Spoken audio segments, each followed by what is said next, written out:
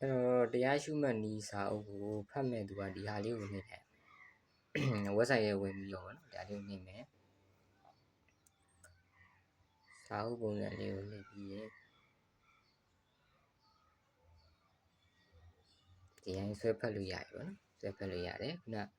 ဒီ setting မှာလည်းကိုလိုတဲ့စလုံးစိုက်လေးကိုချိန်လို့ရတယ်ပုံမှန်အဖြစ်တော့ဒီတိုင်းတော့ပုံမှန်လေးတော့ချိန်ပေးရတယ်ကိုမျက်လုံးနဲ့အဆင်မပြေထပ်ပြီးတော့ကြီးလို့ရတယ်စလုံးစိုက်ကဒီထက်ပိုပြီးလည်းကြီးလို့ရတယ်ဒီထက်ပိုပြီးတော့သေးလို့ရတယ်နော်ဟုတ်ပြီအောက်မှာဒီမှာ1430ရှိတယ်ဒီမှာနော်မြင်းလေး3ကြောင်းမြင်းလေး3ကြောင်းရှိအဲ့ဒါလေးကိုနှိပ်လိုက်ရင်သူမာတိကာလာမာတိကာဒီလိုလေးလာ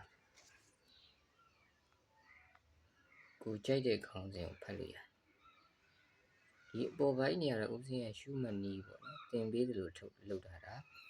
တကယ်လို့ဒီရှုမှတ်နည်းနဲ့မရှုမှတ်ဖြစ်လောက်သေးဘူးလို့ကိုယ့်ကိုယ်ကိုထင်လို့ရှိရင်ဒါပေမဲ့ဖတ်လို့တော့ရတယ်ဒါပေမဲ့ငါလည်းအားမထုတ်ဖြစ်သေးပါဘူးမဖတ်သေးဘူးမြတ်စွာဘုရားရဲ့တုတ်တန်တွေကိုလေ့လာခြင်းနဲ့အားထုတ်နေတဲ့ပတ်သက်တဲ့တုတ်တန်တွေကိုလေ့လာခြင်းဥစဉ်အားဖို့မဖတ်ချင်သေးဘူးဆိုခဲ့ရင်ဒီမှာနံပါတ်6သစ္စာ4ပါးဆိုတဲ့အခန်းရှိတယ်အဲ့ဒီကနေစဖတ်လိုက်နော်သစ္စာ4ပါးအခန်းကိုဖတ်မယ်ဆိုလို့ရှိရင်ဒီမှာနှိပ်လိုက်အဲ့ကောင်းစဉ်ကိုတစ်ချက်နှိပ်လိုက်တာ ਨੇ ဒီမှာသစ္စာ4ပါးအခန်းရောက်သွားအဲ့ဒါဆိုရင်ဖတ်လို့ရပြီနော်ဒီမှာခေါင်းစဉ်တစ်ခုချင်းစီလည်းတော့ဖတ်လို့ရပြီလားကိုဖတ်နေတဲ့ခေါင်းစဉ်ဆိုအဝါရောင်လေးပြထားတယ်ဒါအောက်ကနေဆွဲလိုက်လို့နောက်တစ်ခန်းရောက်သွားလို့ရှိရင်နောက်တစ်ခန်းအဝါရောင်လေးပြတယ်ကိုကြားတဲ့အခန်းကိုလည်းနှိပ်ပြီးဖတ်လိုက်ရုံပဲဒီမှာဒီရောဓသစ္စာကိုနှိပ်လိုက်ရင်ဒီရောဓသစ္စာအခန်းကိုပေါ်လာတယ်နော်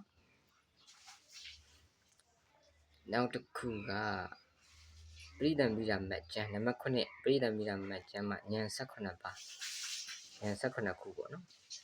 အဲ့ဒီဟာကိုလည်းအစဉ်တိုင်းလေးဖတ်သွားတယ်ဒါမြတ်စွာဘုရားရဲ့မြန်မာပြန်ပေါ့နော်မြန်မာပြန်ပရိသံမိတာမတ်ကျမ်းနေပေါ့ဉာဏ်နေပေါ့ဒီလေးဖတ်လို့ရတယ်ကိုကြိုက်တဲ့ခေါင်းစဉ်ကိုဒီမှာသမာဓိဘာဝနာမယဉာဏ်တစ်ချက်နှိပ်လိုက်တာနဲ့အဲ့ဒီအခန်းကိုရောက်ပြီးဖတ်လို့ရသွားမယ်နော်လည်းကူဖတ်လို့ရပါတယ်ကိုကတကယ်လို့ပေါ့နော်ဦးဇင်းအားဘောအတိုင်းကိုလိုက်ပြီးတော့ရှုမှတ်နည်းကိုမဖတ်ချင်ဘူးဆိုရင်မြတ်စွာဘုရားရဲ့တရားတော်ပေါ့မြန်မာပြန်ဖြစ်တဲ့ဒီသစ္စာ၄ပါးနံပါတ်6သစ္စာ၄ပါးအခန်းရင်ဝိဓမိနာမတ်ကျမ်းမှာဉာဏ်18ပါးကိုဖတ်လို့အဲဒီမှာဦးဇင်းအားဘောတွေမပါဘူးဒါမူရင်းမြန်မာပြန်အတိုင်းကိုပြန်ပြီးတော့ copy လုပ်ထားတာပေါ့နော်ထည့်ပေးထားတာဟုတ်ပြီ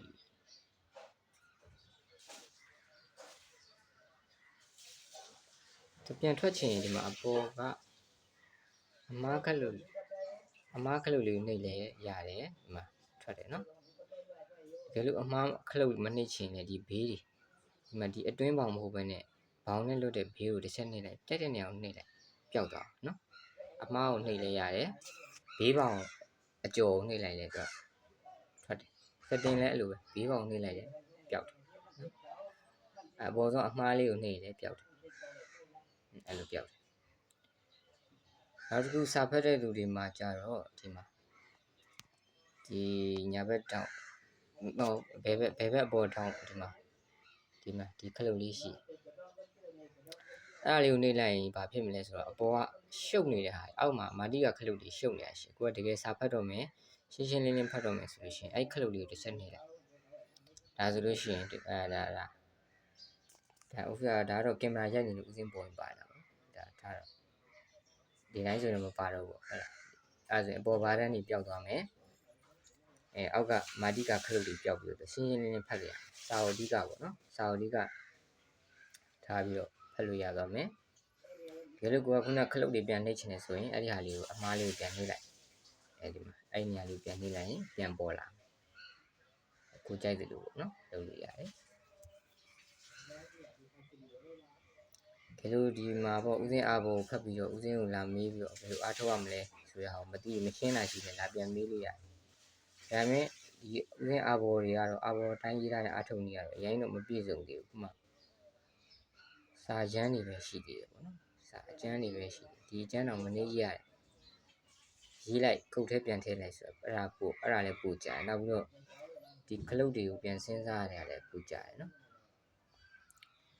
နောက်ပိုင်းခလုတ်တွေကတော့အခုကတော်တော်လေးအဆင်ပြေသွားပြီလို့ပြောလို့ရတယ်သိပ်ပြင်စရာမရှိတော့စာပဲထပ်ပြင်ဖို့ရှိတော့မယ်နော်ဒီစာရေးထပ်ပြီးတော့ဒါတွေအကျန်းရေးရဆိုတော့ထပ်ပြီးတော့ချောအောင်ပြင်ရမှာတခုချင်းစီဒါပေမဲ့ခုနသစ္စာလေးပါအခန်းနဲ့ဉာဏ်18ပါအခန်းကတော့ပြင်စရာမလိုဒါမူရင်းမြန်မာပြန်